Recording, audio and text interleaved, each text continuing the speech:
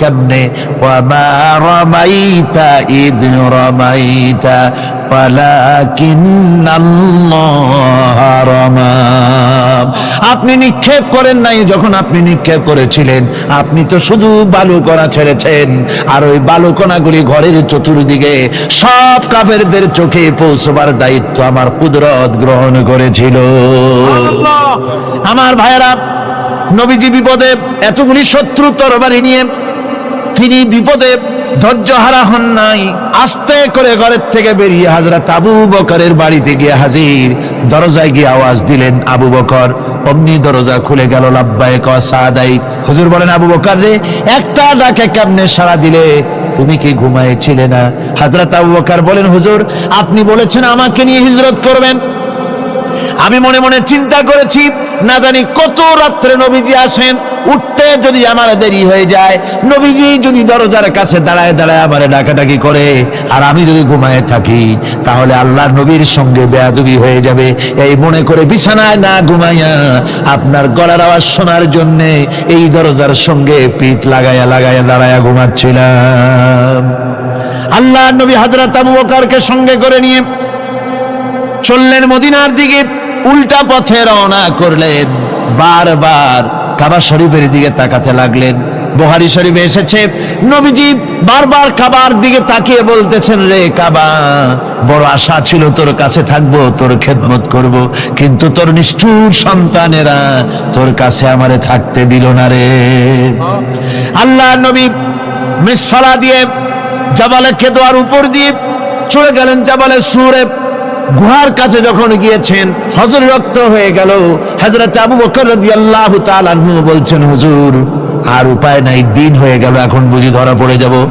ওই গুহার মধ্যে গিয়ে আশ্রয় নেই। তবে আপনি দাঁড়ান, গুহার ভিতরেই পাহাড়িয়া গুহা, বিচ্ছু থাকতে পারে, সাপ থাকতে পারে, আমি আগে ঢুকি, যদি কোনো হিংস্র প্রাণী থাকে আমার উপর দিয়ে আঘাত হয়ে যাক, আল্লাহর নবী হেফাজতে থাকুন। হযরত আবু বকর রাদিয়াল্লাহু তাআলা আনহু গুহার ভিতরে নামলেন। নেমে গুহা সাফ করে হুজুরকে ডাকলেন। হুজুর তাশরীফ ফরমালেন গুহার মধ্যে। হুজুর বলেন, আবু বকর হেঁটে হেঁটে কষ্ট হয়ে গেছে, তুমি বসো, তোমার উরুর উপরে মাথা রেখে আমি একটু ঘুমায়ে যাই। আল্লাহর হাবিব ঘুমায় গেলেন।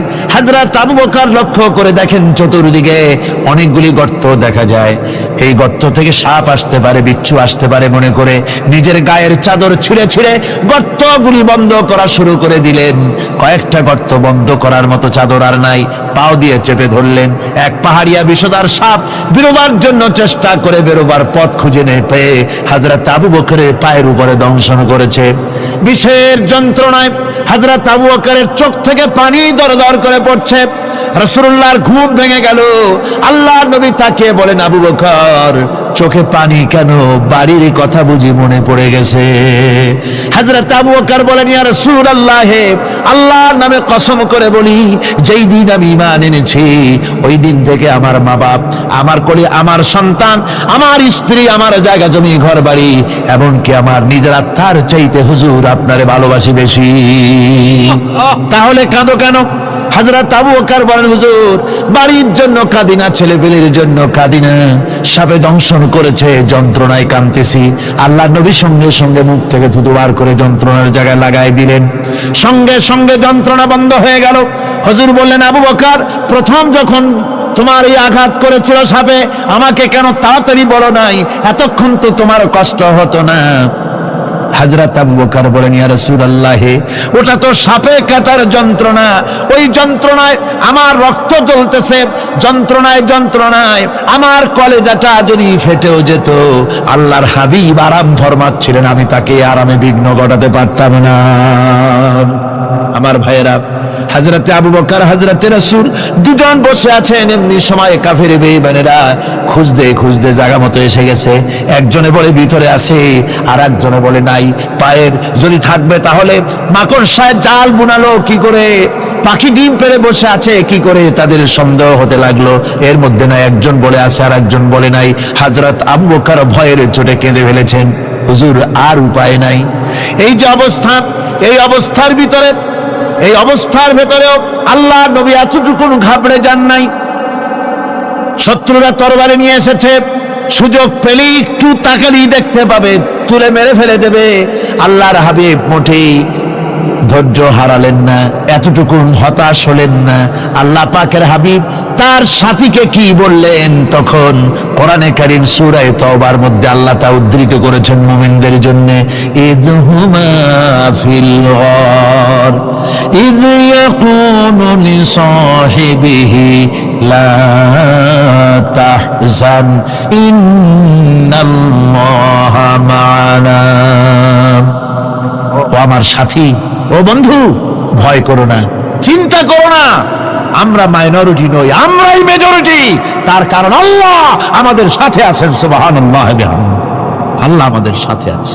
আর বন্ধুগণ, কোরআনে কারীমে রব্বুল আলামিন বলেন, فأنزل الله سكينته عليه وأيده بجنود لم تروها। আল্লাহ পাক তার মনের মধ্যে গভীর প্রশান্তি এবং স্বস্তি দান করলেন, আর এমন সৈন্য দিয়ে সাহায্য করলেন যে সৈন্যদেরকে তোমরা দেখতে পাও না।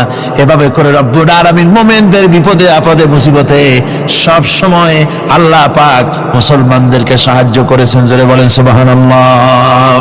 মুমিনদের সাহায্যকারী আল্লাহ। তাই ইসলামী আন্দোলনের সাথে যারা আছে, যারা কর্মী, যারা নেতা, যারা মুমিন, যারা ঈমানদার, মেঘের মতো প্রচন্ড কালো মেঘ হয়ে চতুর্দিক থেকে অন্ধকারের মতো সে এসেছে বিপদ, কোনো বিপদ না। আল্লাহ পাক সাহায্যকারী। কে সাহায্যকারী? জোরে বলেন, সাহায্যকারী কে? আল্লাহ সুবহানাহু ওয়া তাআলা, তিনি সাহায্যকারী, ভয় নাই। আল্লাহ পাকের উপর ঈমান আনলে পরে কলিজার ভিতরে দুর্জয় সাহসের সৃষ্টি হয়ে যায়, কোনো ভয় অন্তঃকরণে তার থাকে না। আল্লাহ পাক সাহায্য করেন। আর আল্লাহর উপরে ঈমান আনলে পরে রব্বুল আলামিন বলেছেন, ইয়া আইয়ুহাল্লাযীনা আমানু হাল আদুল্লুকুম আলা তিজারাতিন তুনজিকুম মিন আযাবিন আলীম। এমন একটা ব্যবসার কথা কি বলবো না, যে ব্যবসায় তোমাদেরকে জাহান্নামের আযাব থেকে বাঁচায় দেবে। তার প্রথম কাজই হলো আল্লাহর প্রতি ঈমান আনা। ঈমান আনলে পরে এই সমস্ত গুণ তৈরি হয়ে যায়। আর ঈমানে সবচাইতে উপকৃত হয় সমাজের লোকেরা, রাষ্ট্রের লোকেরা, পরিবারের লোকেরা, দেশের মানুষ উপকৃত হয় মুমিনদের দিয়ে ঈমানের কারণে। তার কারণ হলো একজন মুমিন, একজন ব্যক্তি যখন ঈমানদার হয়, মুমিন হয়ে যায়, আল্লাহর প্রতি যখন প্রগাঢ় বিশ্বাস তার এসে যায়, তখন সেই ব্যক্তি নৈতিকতার মান তার বেড়ে যায়। জোরে বলেন সুবহানাল্লাহ। নৈতিক চরিত্রের উপরে সে প্রতিষ্ঠিত হয়, সে মিথ্যা বলতে সাহস পায় না। মুমিন ব্যক্তি মিথ্যা বলতে সাহস পায় না। কেন পায় না? মিথ্যা বলতে সাহস পায় না, ঠকাতে সাহস পায় না, ওজনে কম দিতে সাহস পায় না, শয়তানি বদমাশি করতে সাহস পায় না। তার কারণ হলো আল্লাহ পাক বলে দিয়েছেন, মুমিন কোরআনের ভিতরে পড়েছে, ইয ইয়াতালাক্কাল মুতালাক্কিয়ানি আনিল ইয়ামিনি ওয়া আনিশ শিমালি কাঈদ। দুজন নিয়ন্ত্রণকারী ফেরেশতা তোমার ডানে এবং বামে বসে বসে তোমাকে নিয়ন্ত্রণ করছে। কোথায় যাও, কি করো, এই ফেরেশতারা বসে বসে সব দেখতেছে। মা ইয়ালফিযু মিন কাওলিন ইল্লা লাদাইহি রাকীবুন আতীদ। মানুষ এমন কোনো কথা বলে না যা ফেরেশতারা রেকর্ড না করে, সব রেকর্ড হয়ে যায়। তাই মুমিন ব্যক্তি দায়িত্বহীন কথা বলতে পারে না। মুমিন ব্যক্তির চরিত্র ভালো হয়ে যায়। সে যে কথা বলে বুঝে শুনে কথা বলে, সে যে ওয়াদা করে বুঝে শুনে ওয়াদা করে। যেহেতু সবকিছুর জবাব কিয়ামতে দিতে হবে। কোথায় দিতে হবে? কোথায় দিতে হবে? কিয়ামতে আল্লাহর দরবারে জবাব দিতে হবে। মহান আল্লাহ রাব্বুল আলামিন বলেছেন, ওয়ালাকাদ খালাকনাল ইনসানা ওয়া না'লামু মা তুওয়াসবিসু বিহি নাফসু। মানুষ সৃষ্টি করেছি আমি, তার অন্তঃকরণের ভিতরে ওয়াসওয়াসা কি হয় আমি জানি। এই জন্য মুমিনেরা মনের ভিতরে কোনো খারাপ কল্পনাও করতে পারে না। খারাপ কল্পনা করলেও তার হিসাব দেওয়া লাগবে আল্লাহর কাছে। কার কাছে? ওয়াইন তুবদু মিন আনফুসিকুম আও তুখফুহু ইউহাসিবুকুম বিহিল্লাহ। আল্লাহ বলেন, মনের মধ্যে যেসব কল্পনা করো তা প্রকাশ করো আর গোপন রাখো, ওইটার হিসাব নেব আমি আল্লাহ পাক। কিয়ামতের দিন আমার কাছে হিসাব দিতে হবে। বন্ধুগণ, এই জন্য মোমেন যারা, মোমেনদের চরিত্র প্রতিষ্ঠিত হয়, মোমেনদের ধারণা থাকে যেখানেই যাই না কেন, যেখানেই বসি না কেন, সেখানেই আল্লাহ, আল্লাহ ছাড়া কোনো জায়গা নাই। আছে নাকি? আছে। আল্লাহ পাক বলেন, মা ইয়াকুনু মিন নাজওয়া সালাসাতিন ইল্লা হুয়া রাবিউহুম। তোমরা যেখানে তিনজন মিলে পরামর্শ করো, মনে রেখো তিনজন নও, ওখানে চতুর্থ সত্তা আমি রব্বুল আলামিন তোমাদের কাছে আছি। সব শুনিয়ার দেখি, পাঁচজন যেখানে হও সেখানে আমি ষষ্ঠ। এর থেকে যদি কম হও, এর থেকে যদি বেশিও হও, বান্দারে তুমি আছো যেখানে আমি আল্লাহ আছি সেখানে। উপায় নাই, সব জায়গায় আমি দেখতে পাচ্ছি। শুধু তাই নয়, রাত্রিবেলায় মানুষেরা গোপনে পরামর্শ করে, করে না? করে কিনা? রাতে রাতে পরামর্শ করে, এক জায়গায় বসে, হলের মধ্যে, পাহাড়ের মধ্যে, কোন জায়গায় বসে পরামর্শ করে। কি পরামর্শ? ইসলামী আন্দোলনের লোকদের মারবে, কোথায় তাদের ধরবে, কোথায় তাদের অত্যাচার করবে, এই সমস্ত পরামর্শ করে। আল্লাহ পাক বলছেন, শুনুন, আল্লাহ রাব্বুল আলামিন বলেন, ওয়া হুয়া মাআহুম ইয ইউবাইতুনা মা লা ইয়ারদা মিনাল কাউল ওয়া কানা আল্লাহু বিমা তা'মালুনা মুহীতা। আল্লাহ পাক বলেন, তিনি তো ঠিক সেই সময়ও তোমাদের কাছে থাকেন যখন তোমরা নিজেদের ঘরের মধ্যে বসে, কোন এক জায়গায় বসে আল্লাহর মর্জির খেলাফ পরামর্শ করো, আল্লাহ তখনও তোমাদের কাছে থাকেন। আল্লাহর ইহাতা থেকে, আল্লাহর কর্তৃত্ব থেকে বেরিয়ে যাওয়ার কোনো উপায় নাই। সুতরাং গোপনে বলেন, প্রকাশ্যে বলেন, যেভাবেই যা কিছু করা হোক না কেন, আল্লাহর কাছে আমাদের সমস্ত অপরাধগুলি ধরা হয়ে যায়। আর এটাই হচ্ছে ইমানের সীমা পরিসীমা। তিলকা হুদুদাল্লাহ ফালা তা'তাদুহা। তিলকা হুদুদুল্লাহ, এটাই হচ্ছে আল্লাহর সীমানা। ইমানের এই সীমারেখা বজায় রেখে, ইমানের উপরে মজবুত করে কোনো ব্যক্তি, পরিবার, সমাজ, রাষ্ট্র যদি তৈরি হয়, তাহলে সেই সমাজই শান্তি আসে, সেই সমাজই আরাম আসে, সেই রাষ্ট্র শান্তিপূর্ণ হয়, সেখানে দিন কায়েম হয়, মানুষ সুখ সমৃদ্ধি খুঁজে পায়। সুতরাং আমরা আজকে আলোচনা করলাম ইমানের কোয়ালিটি। কি আলোচনা করলাম? ইমানের কোয়ালিটি।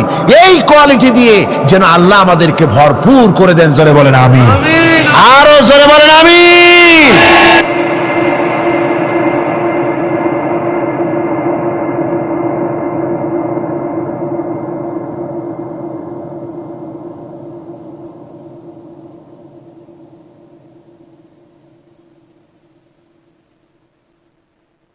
একবার রাসূল পাক সাল্লাল্লাহু আলাইহি ওয়াসাল্লামের কাছে একজন মুশরিক এসেছেন, তার কাছে একটা ভাঙা মূর্তি। হুজুর জিজ্ঞেস করলেন, তোমার মূর্তিটা ভাঙা কেন? লোকটি বলল যে এটি হচ্ছে আমার খোদা, একে আমি সব সময় সাথে রাখি, না জানি কোন সময় কোন বিপদে পড়ি, এই জন্য সাথে রাখি বিপদ থেকে বাঁচার জন্য। পথিমধ্যে আমার প্রকৃতির ডাক এলো, পেশাব পায়খানায় যাওয়ার প্রয়োজন হলো, তো মনে করলাম এমন জায়গায় এই খোদা নিয়ে যাওয়া উচিত না।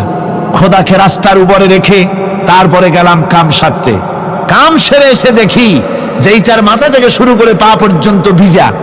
মনে করলাম খোদার শরীর ভিজা, না জানি নিশ্চয়ই কোনো পবিত্র বরকতপূর্ণ পানি হবে। তো এই বরকতপূর্ণ পানি আমি নিজে একটু টেস্ট করলাম, জিহ্বা দিয়া চাটলাম, খাইলাম, দেখলাম যে কেমন কেমন গন্ধ আসে, আর কি একটা টক টক জাতীয় বিশ্রী রকমের। তো মনে করলাম পবিত্র পানি এরকমের গন্ধ হবে কেন? এদিক ওদিক তাকালাম, তাকিয়ে দেখি দূরে একটা কুকুর দাঁড়ানো, তার নিচের থেকে পানি টপকাচ্ছে। তখন ভাবলাম যে আসলে কোন বরকতের পানি এটা। আমি তখন রাগ করে এইটা ঠ্যাং ধরে আছাড় মারলাম যে তুই কি খোদা না তুই একটা হুদা? তুই তো নিজেরই ঠেকাতে পারিস না বিপদ থেকে, তো আমারে ঠেকাবি কি করে? হাদিস শরীফ এসছে, রাসূল পাক সাল্লাল্লাহু আলাইহি ওয়াসাল্লাম তখন হেসে দিয়েছিলেন। সে হাসিতে হুজুরের দন্ত মোবারক বিকশিত হয়েছিল, শরীর মোবারক কেঁপে উঠেছিল। হুজুর জিজ্ঞেস করলেন, আমার কাছে কি বক্তব্য এসেছো? লোকটি বলছে, হুজুর আমার কাছে আজকে এসব জিনিসের ব্যর্থতা, অসারতা ধরা পড়েছে, আমি তাওহীদের আশ্রয় নিতে এসেছি। আল্লাহর নবী বললেন, পড়ো লা ইলাহা ইল্লাল্লাহু মুহাম্মাদুর রাসূলুল্লাহ। মুমিন ব্যক্তি আত্মমর্যাদার সৃষ্টি হয় তার কলিজার মধ্যে, আত্মসম্ভ্রম, আত্মসম্মান, সে কারো কাছে মাথা নত করবে না। তার কারণ সে জানে আমি যার গোলাম তিনি হচ্ছেন সকল ক্ষমতার উৎস। সকল ক্ষমতার উৎস কে? চিল্লায় বলতে হবে, সকল ক্ষমতার উৎস কে? কিন্তু আমার দেশের পার্লামেন্ট, আমার দেশের সংসদ, এই সংসদে নেতা নেত্রীরা সেখানে বসে বলেন সকল ক্ষমতার উৎস, সকল শক্তির উৎস জনগণ। বলেন এরকম, সকল ক্ষমতার উৎস জনগণ। এই ধরনের কথা বলা শিরক, বিশ্বাস করাও শিরক। জনগণের ক্ষমতা কোথায়? জনগণ শুধু ভোটের ক্ষমতা রাখে, ক্ষমতা দেওয়ার মালিক আর ক্ষমতা ছিনায় নেওয়ার মালিক জোরে বলেন কে? জনগণই যদি ক্ষমতার মালিক হয় তাহলে 9 বছরের রাজার 10 বছরের সাজা হয় কেমনে? দাউদ আলাইহিস সালামের মুজিজা ছিল, আল্লাহ রাব্বুল আলামিন তাকে মুজিজা দিয়েছিলেন, গলার সুন্দর আওয়াজ দিয়েছিলেন। তিনি যখন জাব্বুর শরীফ তেলাওয়াত করতেন, উড়ন্ত পাখিরা ওড়া বন্ধ করে চতুর্দিকে বসে আল্লাহর কালাম শুনতো। তিনি লোহা দিয়ে অস্ত্র তৈরি করতেন। অস্ত্র বানাবার সময় আগুন দিয়ে লোহা পোড়ায় অস্ত্র বানাতে হয়। দাউদ আলাইহিস সালামের তার প্রয়োজন ছিল না। তিনি যখন লোহা হাতির ভিতরে নিয়ে চাপ দিতেন, লোহা পানি হয়ে আঙ্গুলের ফাঁক দিয়ে গলে পড়ে যেত। এটা ছিল তার মুজিজা। হযরত সুলাইমান, আল্লাহ রাব্বুল আলামিন তাকে মুজিজা দান করলেন। কোরআনে কারীমের ভিতরে রব্বুল আলামিন বলেন, হযরত সুলাইমান আলাইহিস সালাম সকাল বেলায় বিনা মেশিনে, বিনা ইঞ্জিনে তক্তার উপরে বসে যেতেন। তক্তা 1 মাসের পথ অতিক্রম করত। আবার সন্ধ্যা বেলায় বসতেন, এই তক্তা আর 1 মাসের পথ অতিক্রম করে যেত। ঈসা আলাইহিস সালামের মুজিজা ছিল, জন্মান্ধের চোখের উপরে হাত বুলিয়ে দিতেন, সঙ্গে সঙ্গে চোখ ভালো হয়ে যেত। কুষ্ঠব্যাধিগ্রস্ত লোকের গায়ে হাত বুলাতেন, সঙ্গে সঙ্গে কুষ্ঠব্যাধি ভালো হয়ে যেত। এই হলো তাদের মুজিজা। পয়গম্বরেরা বিদায় হয়ে গেলেন, মুজিজা বিদায় হয়ে গেল। দাউদ আলাইহিস সালাম বিদায় হলেন, মুজিজা সাথে নিয়ে গেলেন। তার উম্মতেরা ওই লোহাগুলি আর কেউ গলাতে পারে নাই, আজও কেউ গলাতে পারে না, হাত দিয়া চেপে ধরে। সুলাইমান আলাইহিস সালাম দুনিয়া থেকে বিদায় হয়ে গেছেন, মুজিজা নিয়ে কবরে চলে গেছেন। আজ আর তার অনুসারীরা অথবা দুনিয়ার কোন মানুষ বিনা ইঞ্জিনে তক্তায় বসে আর হাওয়ায় উঠতে পারবে না। মুসা আলাইহিস সালাম বিদায় হলেন, লাঠির মুজিজা চলে গেল। তার উম্মতেরা, তার অনুসারীরা কিয়ামত পর্যন্ত যদি 1000 চেষ্টা চালায়, লাঠিকে আর কোনোদিন সাপে পরিণত করতে পারবে না। ঈসা আলাইহিস সালাম, আল্লাহ রাব্বুল আলামিন তাকে উঠায় নিলেন, মুজিজা তিনি সাথে নিয়ে গেলেন। আজ তার কোটি কোটি, শত শত কোটি উম্মতেরা, দুনিয়া যারা তার উম্মত দাবি করে, খ্রিস্টানেরা, হাজারো যদি চেষ্টা চালায় তবুও জন্মান্ধের চোখের উপরে হাত বুলিয়ে চোখ আর ভালো করতে পারবে না। কুষ্ঠব্যাধিগ্রস্ত লোকের গায়ে হাত বুলিয়ে কুষ্ঠব্যাধি ভালো করতে পারবে না। তার মানে হলো নবীরা যে যা যত মুজিজা পেয়েছিলেন, জীবদ্দশায় মুজিজা কাজে লেগেছে, দুনিয়া থেকে বিদায় হয়েছেন, মুজিজা সাথে নিয়ে গেছেন। কিন্তু আপনার আমার নবী, বিশ্ব নবী জনাব মুহাম্মদ রাসূলুল্লাহ সাল্লাল্লাহু আলাইহি ওয়াসাল্লামের কাছে আল্লাহ রাব্বুল আলামিন তাকে যত মুজিজা দিয়েছিলেন, 3000-এর উপরে আল্লাহর নবীর মুজিজা ঘটেছিল 23 বছরের নবুয়তের জীবনে। তার মধ্যে শ্রেষ্ঠ মুজিজা হতেছে কোরআন মাজিদ। আল্লাহর নবী বিদায় হয়ে গেলেন, মুজিজা সাথে নিয়ে যান নাই, মুজিজা রেখে গেলেন দুনিয়ায়। কিয়ামত পর্যন্ত দুনিয়াবাসী, নবীর উম্মতেরা কোরআনের মুজিজা ব্যবহার করতে পারবে। কোরআনে কারীম রাসূল কারীম সাল্লাল্লাহু আলাইহি ওয়াসাল্লামের জীবনের শ্রেষ্ঠ মুজিজা। মানুষ পাগল হয়ে গেছে কোরআন শুনে। সুতরাং কোরআনের বৈশিষ্ট্য সকল দিক থেকে এক অপূর্ব একটি কিতাবে পরিণত করেছে, যা মানুষকে চিরকাল বিস্ময় হতবাক করে দিয়েছে। কোরআনের আরেকটি বৈশিষ্ট্য হচ্ছে, এই কোরআন এক সময় নাজিল হয় নাই। 30 পারা কোরআন শরীফ একসাথে নাজিল হয়েছে না, কোরআন নাজিল হয়েছে আস্তে আস্তে, ধীরে ধীরে। কত বছর লাগলো? 23 বছরেরও কিছু বেশি সময় ধরে কোরআন ধীরে ধীরে রাসূল কারীম সাল্লাল্লাহু আলাইহি ওয়াসাল্লামের কাছে অবতীর্ণ হয়েছে। এমনটি আর কোনো কিতাব হয়নি, যা আর কোনো ধর্মগ্রন্থ যারা অন্যরা দাবি করে এরকম হয়নি। কোরআনে কারীমের আরেকটি বৈশিষ্ট্য হচ্ছে, যখন কাগজ ছিল না, ছাপাখানা ছিল না, এমনকি টেপ রেকর্ডার ছিল না, তখনকার নাজিলকৃত কিতাব যেভাবে নাজিল হয়েছিল সেইভাবে আজ পর্যন্ত অবিকল টিকে আছে, টিকে থাকবে ইলা ইয়াউমিল কিয়ামah, কিয়ামত পর্যন্ত। কোরআনে কারীমের এই অকৃত্রিম অবিকৃত অবস্থায় কোরআনে কারীমের এই শান, এই বরকত টিকে থাকবে। এই জন্য কোরআন শরীফ হচ্ছে এই পৃথিবীর মহাবিশ্বের মহাবিশ্ব। কোরআন হচ্ছে পৃথিবীর মহাবিশ্বের মহাবিশ্ব। এর মর্যাদা সম্পর্কে রাসূল করিম সাল্লাল্লাহু আলাইহি ওয়াসাল্লাম বলেছেন, ওয়ান উসমান রাদিয়াল্লাহু তাআলা আনহু আন্নাহু قال قال رسول الله صلى الله عليه وسلم خيركم من تعلم القرآن وعلمه رواه البخاري।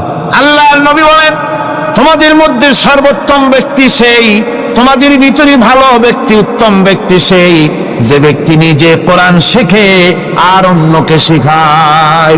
কোরআন যে শেখে আর অন্যকে যে শেখায়, সেই ব্যক্তি হলো তোমাদের মধ্যে সর্বোত্তম ব্যক্তি, ভালো ব্যক্তি। সুবহানাল্লাহ পড়েন। কোরআনে কারীমের এই মর্যাদা সম্পর্কে রাসূল করিম সাল্লাল্লাহু আলাইহি ওয়াসাল্লাম বলেছেন, দুই ব্যক্তিকে, দুই শ্রেণীর লোককে ঈর্ষা করা যায়। অমুকে বিরাট বাড়ি করেছে, সে বাড়ি থেকে হিংসা হয়, আমি ওরকম বাড়ি করব, অমুকের মতো নেতা হব, অমুকের মতো বড় লোক হতে হবে। পরশ্রী কাতরতা অথবা ঈর্ষা করা, এরকমের ঈর্ষা করা জায়েজ নাই। রাসূলুল্লাহ বলেছেন দুই ব্যক্তির সঙ্গে ঈর্ষা করা যায়। আন ইবনে ওমর রাদিয়াল্লাহু তাআলা আনহু আন্নাহু قال قال رسول الله صلى الله عليه وسلم لا حسد الا على الاثنين। দুই ব্যক্তি ছাড়া অন্য কারো সাথে হিংসা করা যায় না, ঈর্ষা করা যায় না। কোন কোন ব্যক্তি? রাজুলুন আতাহুল্লাহুল কুরআন ফাহুয়া ইয়াকুমু বিহি আনা আল-লাইলি ওয়া আনা আন-নাহার। ওই ব্যক্তির সঙ্গে ঈর্ষা করা যায়, হিংসা করা যায় যে ব্যক্তিকে আল্লাহ পাক কোরআনের ইলম দান করেছেন, সে ব্যক্তি দিন রাত কোরআন তেলাওয়াত করে, কোরআনের উপরে আমল করে, কোরআনের উপরে থাকে, মানুষকে কোরআনের দাওয়াত দেয়। ওই লোকের সাথে ঈর্ষা করা দরকার যে তার মতো হতে চায়। ওয়ারাজুলুন আতাহুল্লাহু মালান ফাহুয়া ইউনফিকু মিনহু আনা আল-লাইলি ওয়া আনা আন-নাহার মুত্তাফাকুন আলাইহি। বুখারী মুসলিমের হাদিস। রাসূলুল্লাহ বলছেন, অন্য আরেক ব্যক্তি হচ্ছে যে ব্যক্তিকে আল্লাহ পাক মাল দিয়েছেন, সম্পদ দিয়েছেন, ওই ব্যক্তি তার মাল আর সম্পদকে দিন রাত দুহাতে আল্লাহর রাস্তায় খরচ করে। তার মতো হওয়ার জন্য তার সাথে ঈর্ষা করা যেতে পারে। আমার বন্ধুগণ, এই কোরআন হচ্ছে এমন এক কিতাব যে কোরআনকে নিয়ে যারা অগ্রসর হয় আল্লাহ তাদেরকে বাড়ায় দেন, আর কোরআনের সাথে যারা হিংসা করে, বিদ্বেষ করে, আল্লাহ তাদেরকে অধঃপাতিত করে দেন। আন ওমর ইবনে খাত্তাব রাদিয়াল্লাহু তাআলা আনহু আন্নাহু قال قال رسول الله صلى الله عليه وسلم ان الله يرفع بهذا الكتاب اقواما ويضع به آخرين رواه مسلم। হযরত ওমর রাদিয়াল্লাহু তাআলা আনহু বলছেন যে আল্লাহ পাক এই কোরআনের সাহায্যে এক শ্রেণীর লোককে প্রতিষ্ঠিত করবেন দুনিয়ার বুকে, এবং আখিরাতেও আর এক শ্রেণীর লোককে করবেন অধঃপাতিত। যারা কোরআনের সাথে বিরোধিতা করবে, তারা যদি হিরো হয়, আল্লাহ তাদেরকে জিরো বানাবেন। কি বানাবেন? জোরে গান কি বানাবেন? জিরো বানিয়ে দিবেন।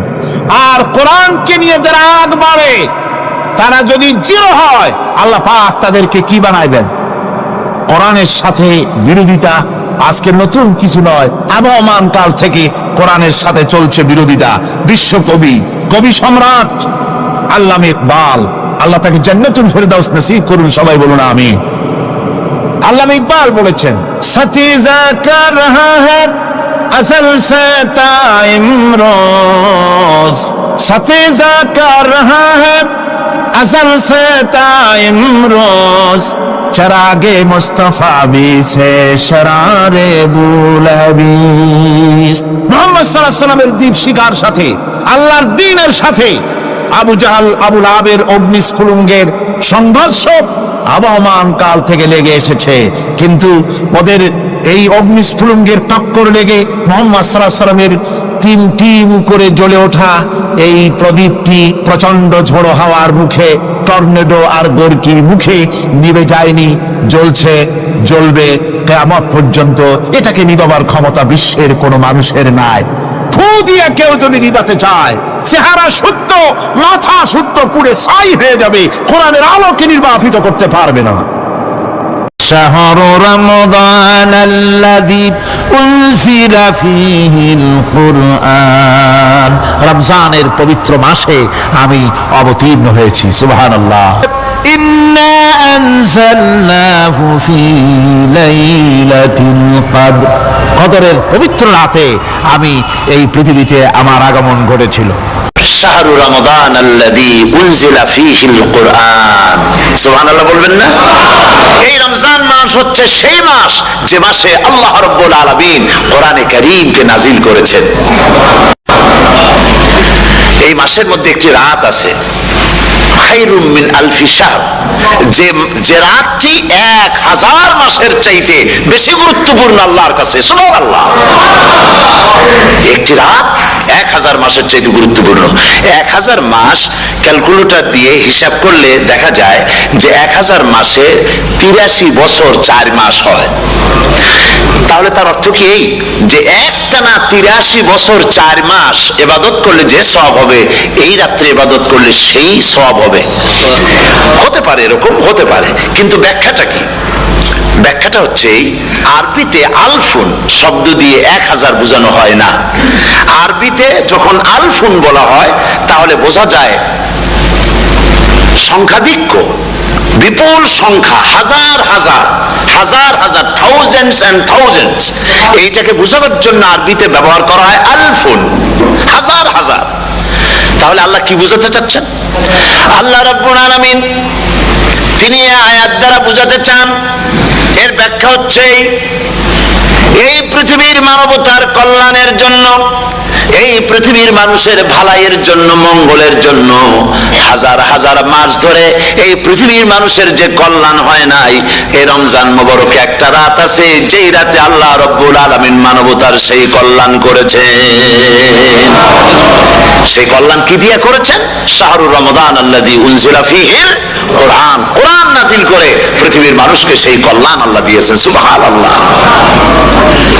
বন্ধুগণ, কোরআন, কোরআন কি নিয়ামত আমাদের কাছে! সেই নিয়ামতকে আমরা চিনলাম না, আমরা বুঝতে পারলাম না কত বড় নিয়ামত আল্লাহ আমাদের দান করেছেন। কোরআন নাযিল হচ্ছে। রাসূল করিম বুখারী শরীফে এসেছে প্রতি রমজান মোবারকে হযরতে জিবরাইল আসতেন, হুজুরকে বলতেন, হুজুর আপনি তেলাওয়াত করেন, আমি শুনি, যতটুক নাজিল হয়েছে পড়েন। হুজুর পড়তেন, জিবরাইল শুনতেন, আবার জিবরাইল পড়তেন, হুজুর শুনতেন। এমনি করে করে যে বছর হুজুর ইন্তেকাল করবেন, হুজুরের জীবনের শেষ রমজান মোবারকে কোরআন নাজিল পরিপূর্ণ হয়ে গেছে। হযরত জিবরাইল বলেন, হুজুর কোরআন তো নাজিল তামাম হয়ে গিয়েছে, এবার আপনি পুরা কোরআন পড়ে আমারে শোনান। হযরত রাসূল পুরাটা পড়ে 30 পারা পড়ে শোনায় দিলেন, জিবরাইল শুনলেন। এবার জিবরাইল বলেন, হুজুর আমি তেলাওয়াত করতেছি, আপনি শুনেন। হযরত জিবরাইল 30 পারা পড়লেন, হুজুর শুনলেন। আবার হযরত জিবরাইল বলেন, হুজুর আবার আপনি পড়েন। হুজুর পড়লেন, জিবরাইল শুনলেন, আবার জিবরাইল পড়লেন, হুজুর শুনলেন। তার মানে হলো হুজুর যে বছর ইন্তেকাল করলেন ওই বছরের রমজান মোবারকে হযরত জিবরাইল 2 বার পড়েছেন, হুজুর শুনেছেন, আর হুজুর 2 বার পড়েছেন, জিবরাইল শুনেছেন, যাতে করে একটা জের জবর, একটা আয়াত, একটা সেমিকোলন যেন বাদ না পড়ে যায়। কোরআনে কারীম মুখস্থ করার জন্য আল্লাহ রাব্বুল আলামিন এটাকে স্থায়ী করার জন্য বাধ্যতামূলক করেছেন, নামাজের ভিতরে তেলাওয়াত করতে হবে। মানুষ নামাজের মধ্যে তেলাওয়াত করে সওয়াবের জন্য, সকালে পড়ে, বিকালে পড়ে, অর্থ সহকারে বুঝে পড়ে, রাত্রে পড়ে, দিনে পড়ে। পৃথিবীতে এমন একটা মুহূর্ত নাই যখন কোরআনে কারীম তেলাওয়াত হয় না। জোরে কোন সুবহানাল্লাহ। মানুষ এটাকে তেলাওয়াত করতেছে, মুখস্থ করতেছে। এই কোরআন শরীফের ভিতরে রয়েছে সব কিছু। এর মধ্যে রয়েছে ইতিহাস, এর মধ্যে আছে বিজ্ঞান, এর ভিতরে রয়েছে দর্শন, ভূতত্ত্ব, উদ্ভিদতত্ত্ব, নৃতত্ত্ব, খতত্ত্ব, জ্যোতির্বিজ্ঞান। এর ভিতরে রয়েছে মানুষের পারিবারিক নীতি, সামাজিক নীতি, চুক্তি নীতি, বন্ধু নীতি, যুদ্ধ নীতি, মানুষের যা প্রয়োজন সব কিছু এই কোরআনে কারীমের মধ্যে আল্লাহ পাক সন্নিবেশিত করে দিয়েছেন। জোরে কোন সুবহানাল্লাহি ওয়া বিহামদিহি। আমার ভাইয়েরা, কোরআন এর পরিচয়ের কথা বলতেছিলাম। আল্লাহ পাক কি কোরআন আমাদের শিখালেন, কোন কোরআন আমাদের শিখিয়েছেন, সেই কোরআনের পরিচিতি আপনাদের সামনে আমি তুলে ধরতেছি। আমি নিজে না, এবার কোরআন তার পরিচয় নিজেই দেবে। কেউ যদি কোরআনের কাছে জিজ্ঞাসা করে, কোরআন তুমি কোথা থেকে নাজিল হয়েছ, কে তোমাকে নাজিল করেছে, এই প্রশ্ন যদি কেউ কোরআনের কাছে করে, কোরআন নিজেই তার জবাব দিতে পারে কিনা? কোরআন নিজেই বলে, তানজিলাম মিম্মান খালাকাল আরদা ওয়াস সামাওয়াতিল উলা। এ কোরআন নাযিল করেছেন তিনি, যিনি ওই সুউচ্চ আকাশ আর জমিনকে যিনি সৃষ্টি করেছেন, সেই আল্লাহ আমারে নাযিল করেছেন। কোরআনের কাছে কেউ যদি প্রশ্ন করে, ও কোরআন, এই পৃথিবীতে নাযিল হওয়ার আগে তুমি কোথায় ছিলে? কেউ যদি প্রশ্ন করে, কোরআনে কারীম নিজে নিজের পরিচয় শোনায়, আমি কোথায় ছিলাম শোনো। বাল হুয়া কুরআনুম মাজিদুন ফি লাউহিম মাহফুজ। বরং এই কিতাব অতীব মর্যাদা সম্পন্ন সুরক্ষিত ফলকে লিপিবদ্ধ ছিল, আমি ছিলাম লোহে মাহফুজে, সেখান থেকে এসেছি। যদি কেউ প্রশ্ন করে, কোরআন কি কোরআন, তুমি কার উপরে অবতীর্ণ হয়েছ? জবাব কোরআন নিজেই দেয়, ওয়া আমিনু বিমা নুযিলা আলা মুহাম্মাদ ওয়া হুয়াল হাক্কু মির রাব্বিহিম।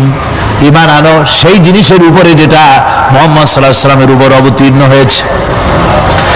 আবার অন্য আয়াতেও জবাব পাওয়া যায়, তাবারাকাল্লাযী নাযালাল ফুরকানা আলা আবদিহি লিয়াকুনা লিল আলামিনা নাযীরা। অতীব বরকতপূর্ণ মহান সত্তা সেই আল্লাহ রাব্বুল আলামিন, যিনি তার বান্দার পরে ফুরকান অবতীর্ণ করেছেন। সুবহানাল্লাহ বিহামদি। কোরআনের নাম আমি বলেছিলাম শুধু কোরআন নয়, অনেক নাম আছে। কোরআনের আরেক নাম ফুরকান। কোরআনের আরেক নাম কি? আল ফারকু বাইনাল হাক্কি ওয়াল বাতিল। কোরআন হচ্ছে সেই মহাসত্য যা মিথ্যা এবং সত্যের মধ্যে পার্থক্য সূচিত করে, মঙ্গল এবং অমঙ্গলের মধ্যে পার্থক্য সৃষ্টি করে, যা সত্য এবং মিথ্যার মধ্যে তাফরিকা সৃষ্টি করে, সত্যকে মানুষকে বুঝিয়ে দেয়। তার নাম হচ্ছে ফুরকান। এবার যদি প্রশ্ন করা হয়, ও কোরআন, বুঝলাম তুমি লোহে মাহফুজে ছিলে, বুঝলাম তুমি নবীজির উপরে নাজিল হয়েছো, এবার বলো তুমি কোন মাসে নাজিল হয়েছো? তুমি তো আসছিলা প্রথম কোন মাসে নাজিল হয়েছো? এ প্রশ্ন যদি কেউ করে, কোরআন তার জবাবে বলবে, শাহরু রমাদানাল্লাযী উনজিলা ফীহিল কুরআন। রমজানের পবিত্র মাসে আমি অবতীর্ণ হয়েছি। সুবহানাল্লাহ। যদি প্রশ্ন করা হয়, রমজানে তো আসছো, কিন্তু প্রথম নাজিল হয়েছিল কোন সময়? ওটা কি দিন ছিল না রাত ছিল? কোরআন তার জবাবে বলে, ইন্না আনজালনাহু ফি লাইলাতিল কদর। কদরের পবিত্র রাতে আমি এই পৃথিবীতে আমার আগমন ঘটেছিল। যদি প্রশ্ন করা হয়, বুঝলাম সবই, কেন নাজিল হয়েছে তুমি? এই পৃথিবীতে তোমার আসার উদ্দেশ্য কি? মূল কাজটা কি? এই প্রশ্ন যদি করা হয়, কোরআনে কারীম তার জবাবে বলে, শোনো কেন এসেছি। লিতুখরিজান নাসা মিনাজ যুলুমাতি ইলান নূর। আমার মিশন হচ্ছে গোটা বিশ্ব মানবতাকে পুঞ্জীভূত জমাট বাঁধা অন্ধকারের ভেতর থেকে টেনে বের করে আলোর সন্ধান দিতে, আলোর দিকে আনার জন্য আমি কোরআন নাজিল হয়েছি।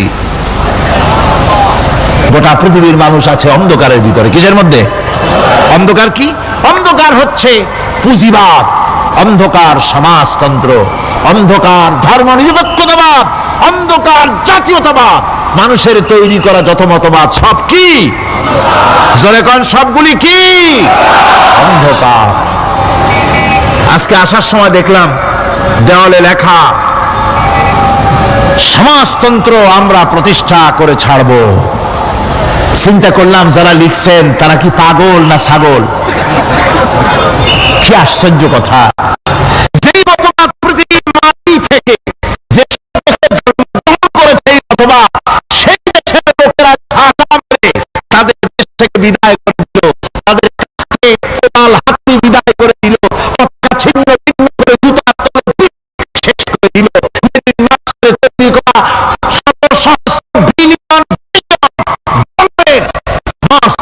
বইগুলি আগুন জ্বালিয়ে দিল। আর বাংলাদেশের কিছু ছাগল সমাজতন্ত্র এখন টিকে রাখবো। এটা মাথা খারাপ, পাগল না মাথা গোল বুঝতে পারছি না। আমার বন্ধুগণ, এগুলি সব অন্ধকার।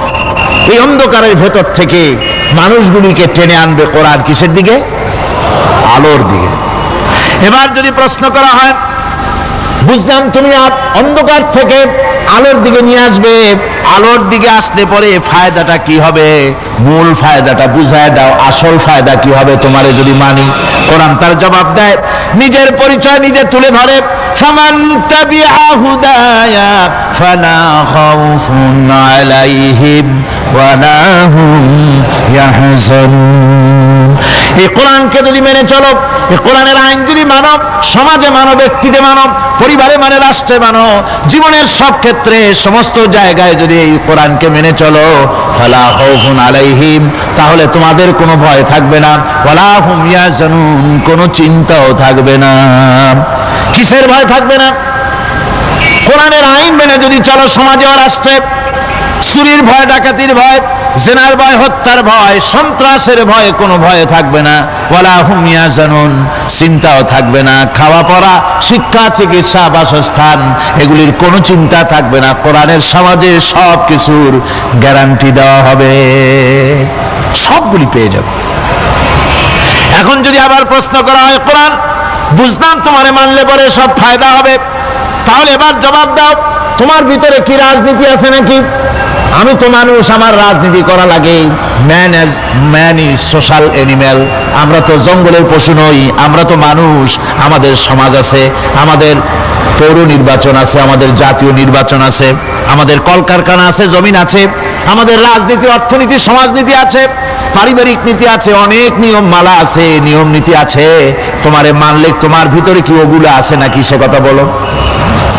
কোরআন তার জবাবে বলে, ওয়ানাজ্জালনা আলাইকাল কিতাবা তিবয়ানান লিকুল্লি শাই ওয়া হুদান ওয়া রাহমাতান ওয়া বুশরা লিল মুসলিমিন।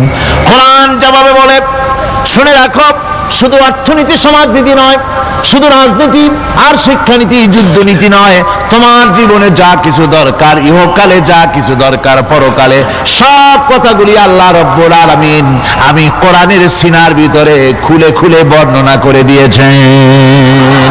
সব কথা এ কোরআনে কারীমের ভিতরে রয়েছে। তোমার এমন কোনো জিনিস নাই যা তুমি কোরআনে কারীমের মধ্যে পাবে না। তোমার সমস্ত প্রয়োজন আমার বুকের মধ্যে আল্লাহ দিয়ে দিয়েছেন। বিজ্ঞান আছে, দর্শন আছে, ইতিহাস আছে, সব আছে এর মধ্যে। আল্লাহ রাব্বুল আলামিনের বাণী, ফাইন্না মাআল উসরি ইউসরান, ইন্না মাআল উসরি ইউসরা। আল্লাহ পাক বলেন, জেনে রাখো, দুঃখ এবং কষ্টের সাথে রয়েছে সুযোগ আর সুবিধা, আর অসচ্ছলতার সাথে রয়েছে উদার সচ্ছলতা। জোরে কোন সুবহানাল্লাহ। কাজে ভয় পাওয়ার কারণ নাই, হতাশ হওয়ার কারণ নাই। মন আশায় বুক বেঁধে রাখো। গুনাহ করেছো, হতাশ হয়ো না। যুবকদের গুনাহ করা স্বাভাবিক। ইউনিভার্সিটির ছাত্র, কলেজের ছাত্র, প্রফেসর, শিক্ষক, অফিসার ঘুষ খেয়েছেন, জিনা করা হয়েছে, মদ খাওয়া হয়েছে, মিথ্যা কথা বলা হয়েছে, যাই কিছু করেন না কেন ভয় পাওয়ার কারণ নাই, নিরাশ হওয়ার কোনো দরকার নাই। আল্লাহ পাক ডেকে বলেছেন, কুল ইয়া ইবাদিয়াল্লাযীনা আসরাফু আলা আনফুসিহিম লা তাকনাতু মির রাহমাতিল্লাহ। আরে আমার আল্লাহর মতো এত ভালো আর কেউ আছে? এত দরদ আর কারো আছে? আমার আল্লাহ বলেন, ও নবী আপনি শোনায় দেন, হে আল্লাহর বান্দারা, তোমরা যারা নিজেদের উপরে বাড়াবাড়ি করেছো, নিজেদের উপরে জুলুম করেছো, অত্যাচার করেছো, আমি আল্লাহর রহমত থেকে নিরাশ হয়ে যেও না। মানুষ যদি অপরাধ করে, বাপের সাথে অপরাধ করেছে, মায়ের সাথে অপরাধ করেছে, মা বাবা সন্তানের চাইতে এত বড় কল্যাণকামী তো আর কেউ নাই, কিন্তু মা বাবা কোনোদিন বলে না, আয় আমার ছেলে তোরে মাফ করে দেই, এরকম বলে নাকি? মন চায় ছেলে যদি মাপ চাইতো, খুশি হয়ে মাফ করে দিতাম, কিন্তু কেন যে আসে না, ডাকে না যে আয় মাফ করে দেই। মা বাপ আপনাকে এত ভালোবাসে, সেই মা বাপও আপনাকে বলে না যে আয় মাফ করে দেই। আমার আল্লাহ হচ্ছেন এমন আল্লাহ, আল্লাহ রাব্বুল আলামিন ডাকেন, এ বান্দা, খুন করেছিস ফিরে আয়, জিনা করেছিস ফিরে আয়, হত্যা করেছিস ফিরে আয়, চুরি করেছিস ফিরে আয়, কুফরি করেছিস ফিরে আয়, সুদ খেয়েছিস, ঘুষ খেয়েছিস, মদ খেয়েছিস ফিরে আয়, এসে আমার দরবারে চোখের পানি ফেল, আমার দরবারে কাঁদাকাটি কর। ইন্নাল্লাহা ইয়াগফিরুয যুনুবা জামিআ ইন্নাহু হুয়াল গফুরুর রহিম। আমার দরবারে চোখের পানি ফেলে কান, আমি রব্বুল আলামিন জিন্দেগীর গুনাহ মাফ করে দেব। সুবহানাল্লাহ কোন, সুবহানাল্লাহ কোন। আমার কাছে কান, চোখের পানি ফেল। আল্লাহ রাব্বুল আলামিনের কাছে বান্দার দুইটা ফোঁটা বেশি প্রিয়। একটা হলো জিহাদের ময়দানে যে রক্ত ফোঁটা দেওয়া হয়, এটা আল্লাহর কাছে প্রিয়। আর আল্লাহর ভয়তে গুনার জন্য লজ্জা করে অনুশোচনা করে বান্দা যখন চোখের পানি ছেড়ে দেয়, আল্লাহর কাছে এটা অত্যন্ত প্রিয়। নবীজি বলেছেন, বান্দা যখন গুনার ভয়তে, আল্লাহর ভয়তে, জাহান্নামের ভয়তে অনুশোচনা করে যখন চোখ দিয়া পানি ছেড়ে দেয়, ওই চোখের পানি নাকের অর্ধেক আসতে না আসতে আল্লাহ রাব্বুল আলামিন বান্দারে মাফ করে দেন। আল্লাহ বরদাস্ত করতে পারেন না যে বান্দা কান্দু। আমার ভাইরা, আল্লাহ রহমত, এই পৃথিবীতে আল্লাহ রহমতকে 100 ভাগ করা হয়েছে। আল্লাহ রহমতের কত ভাগ? এই 100 ভাগের 1 ভাগ সারা পৃথিবীতে ছড়াই দেওয়া হয়েছে। আর 99 ভাগ কার কাছে? আল্লাহর কাছে।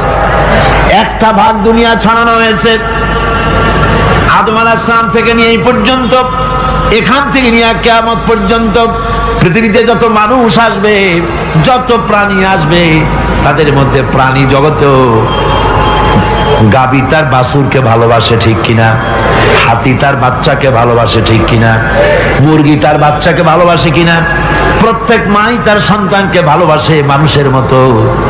এই ভালোবাসা, স্নেহ, এই মমতা, এই করুণা, এই মহব্বত একটা ভাগ দুনিয়ায় দেওয়ার পর আপনি আর আমি যতটুকুন ভাগে পেয়েছি, সেই মহব্বতে, স্ত্রীর মহব্বতে অস্থির, মায়ের মহব্বতে অস্থির, সন্তানের মহব্বতে অস্থির।